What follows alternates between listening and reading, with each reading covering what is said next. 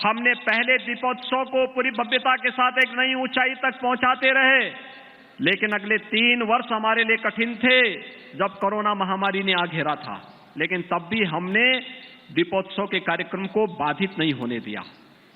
और हम तो आभारी हैं, माननीय राज्यपाल महोदय भी हर कार्यक्रम में भागीदार बनती थी। कितनी भव्यता के साथ ये सभी कार्यक्रम होते थे।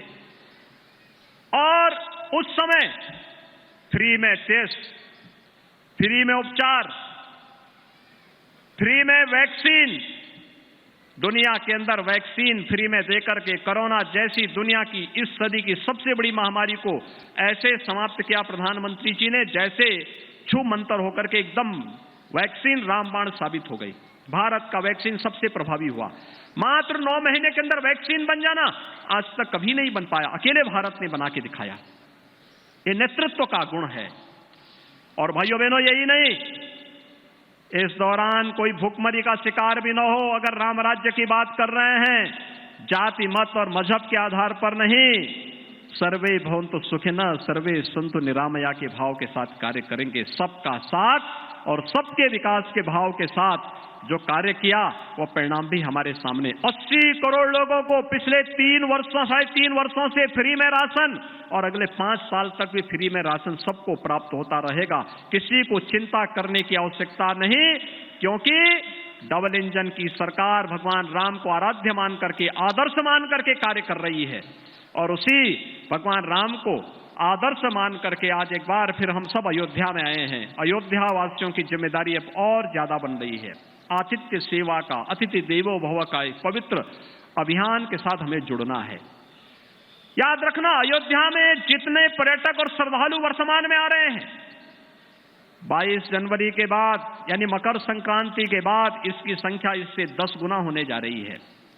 और मैं तो आभारी हूं यहाँ के सभी पूज्य संतों का, यहाँ के जनप्रतिनिधियों का, यहाँ के व्यापारियों का, यहाँ के नागरिकों का, समाज से जुड़े हुए अलग अलग तबके का, जिन्होंने विकास के मार्ग में कोई बाधा नहीं आने दी, कोई बैरियर नहीं आने दिया। कोई भी कहा कि नहीं अयोध्या उपेक्षित थी, अब अयोध्या उपेक्षित नहीं होगी। रामलला आ रहे हैं, रामलला के आने के पहले अयोध्या भव्य बन जानी चाहिए, दुनिया की सबसे सुंदरतम नगरी बन के रूप में आ जानी चाहिए। और भाइयों बहनों, इसी का परिणाम है कि 30,500 करोड़ रुपए से अधिक की परियोजनाएं एक साथ अयोध्या में उतरती भी दिखाई दे रही हैं। इस अवसर पर मैं एक बार फिर से पूरे प्रदेशवासियों को दीपावली की शुभकामनाएं देता हूं, बधाई देता हूं। दीपोत्सव को हम अपने स्वयं के आनंद के लिए तो लें, अपने पारिवारिक आनंद के साथ साथ अगर हम समाज को भी उसके साथ जोड़ लें, दीपोत्सव का आयोजन ही समाज के हर तबके को जोड़ने का आयोजन है। और भगवान ने यही तो किया था। अयोध्या से गए, निषाद राज को गले लगा लिया, जंगल में गए, चित्रकूट में गए, ऋषि मुनियों के आश्रमों में जाकर के उन्हें अभय होने के लिए एक संकल्प लेकर के बढ़े। और एक ही संकल्प था, निश्चरहीन करहु मही भुज उठाए प्रण कीन। और भाइयों बहनों, राक्षस विहीन कर दिया इस धरती को। बड़े बड़े राक्षस थे, उनके पास बड़ी बड़ी टीमें थी, बड़े बड़े उनके पास सेनाएं थी, सब स्वाहा हो गए। और भाइयों बहनों, जंगल में उन्होंने माता सबरी के भी जूठे बेर खाए, वनवासियों को, गिरवासियों को गले से लगाया। जामवंत भी, हनुमान भी, अंगद भी, सुग्रीव भी उनके मित्र बने।